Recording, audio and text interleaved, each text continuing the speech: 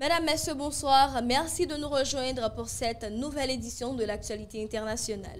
Au sommaire, aujourd'hui, à New York, un réseau de télécommunications clandestins démantelé à la veille de l'Assemblée générale de l'ONU. L'OTAN hausse le ton et met en garde Moscou contre ses incursions répétées dans l'espace aérien européen.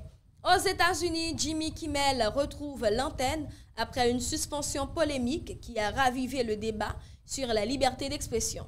En Argentine, Donald Trump promet un soutien financier au président Javier Milei pour éviter une faillite imminente. Toujours aux États-Unis, Donald Trump signe un décret classant Antifa comme organisation terroriste. Bienvenue au développement des titres de l'actualité. Nous ouvrons cette édition à New York.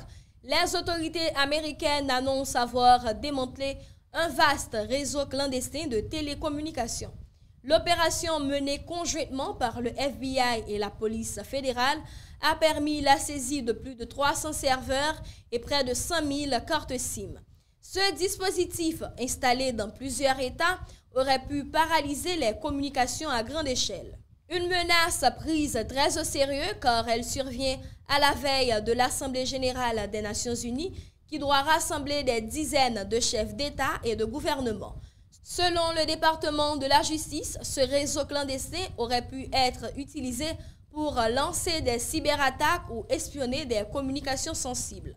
Un responsable américain déclare « Nous avons neutralisé une menace directe contre la sécurité nationale et contre la communauté internationale. » De la sécurité intérieure américaine, nous passons maintenant à la défense collective en Europe où l'OTAN hausse le ton face à Moscou.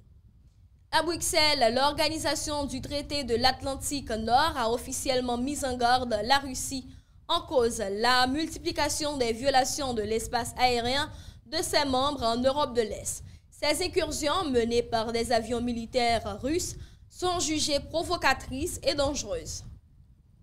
Le secrétaire général de l'OTAN affirme que ces actions augmentent le risque d'incidents armés et menacent. Si Moscou poursuit ces provocations, l'Alliance réagira de manière ferme et coordonnée. Plusieurs pays, dont la Pologne et les États baltes, demandent déjà un renforcement des patrouilles aériennes. Pour les experts, la Russie cherche à tester la capacité de réaction des forces occidentales en pleine guerre en Ukraine. Pendant ce temps, aux États-Unis, c'est la liberté d'expression qui se trouve au cœur du débat avec le retour d'un animateur emblématique. L'animateur de télévision Jimmy Kimmel est de retour à l'antenne après sa suspension mercredi dernier. Un mise à l'écart décidé à la suite de propos jugés offensants mais qui avaient suscité une vague de critiques et un vif débat national. De nombreuses personnalités publiques avaient dénoncé une atteinte à la liberté d'expression et des milliers de spectateurs avaient exprimé leur soutien sur les réseaux sociaux. Son retour est perçu comme une victoire symbolique, même si certains estiment que la polémique a terni son image. Jimmy Kimmel, lui, a déclaré en ouverture de son émission « Je suis heureux de retrouver mon public, la critique fait partie de mon métier, mais la censure n'a pas sa place dans une démocratie. » L'actualité économique nous conduit maintenant en Amérique du Sud où l'Argentine traverse une crise sans précédent. À Buenos Aires, le président Javier Milei affronte une situation économique explosive.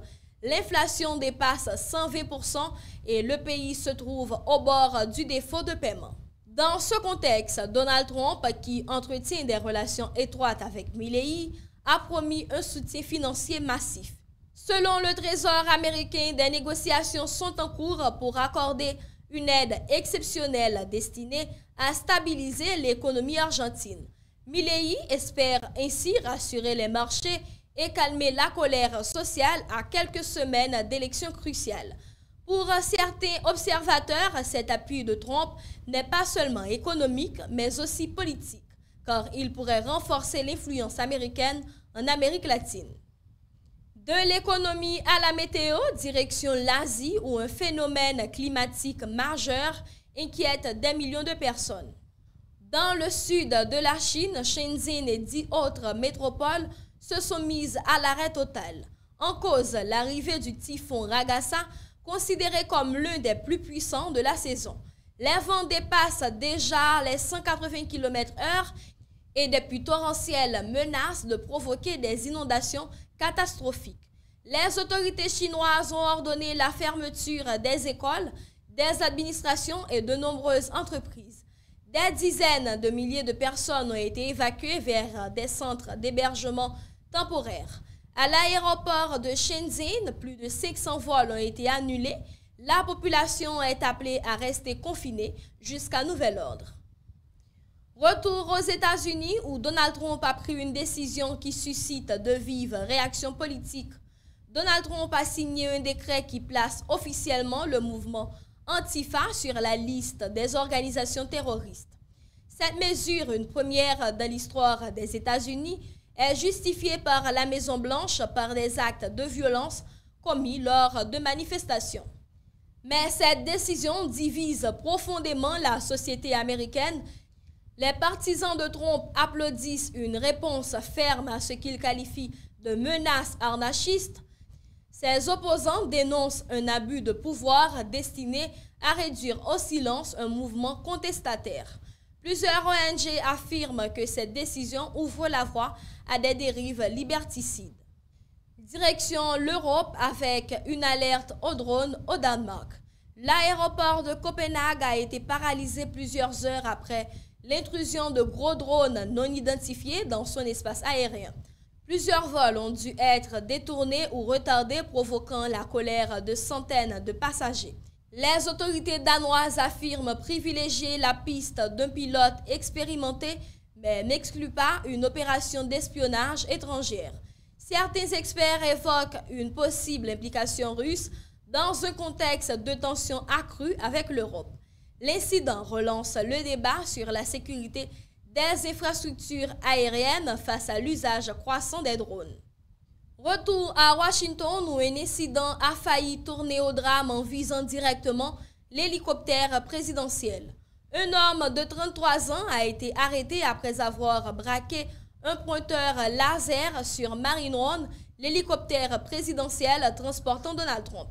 Le faisceau lumineux aurait pu aveugler les pilotes et provoquer un accident grave. Selon les services secrets, le suspect a été immédiatement interpellé et placé en détention. Il risque de lourdes peines pour mise en danger de la vie du président. L'incident rappelle la vulnérabilité des appareils face à ce type d'attaque déjà signalée à plusieurs reprises aux États-Unis. De la Terre, passons maintenant vers l'espace avec une annonce majeure de la NASA. La NASA a présenté une nouvelle promotion d'astronautes composée de 10 personnes, dont 6 femmes. Ces candidats rejoindront le programme Artemis qui prévoit un retour sur la Lune d'ici à 2030 et prépare déjà l'exploration de Mars. Cette sélection marque une étape importante pour l'Agence spatiale américaine qui met en avant la diversité et la parité au sein de ses équipages.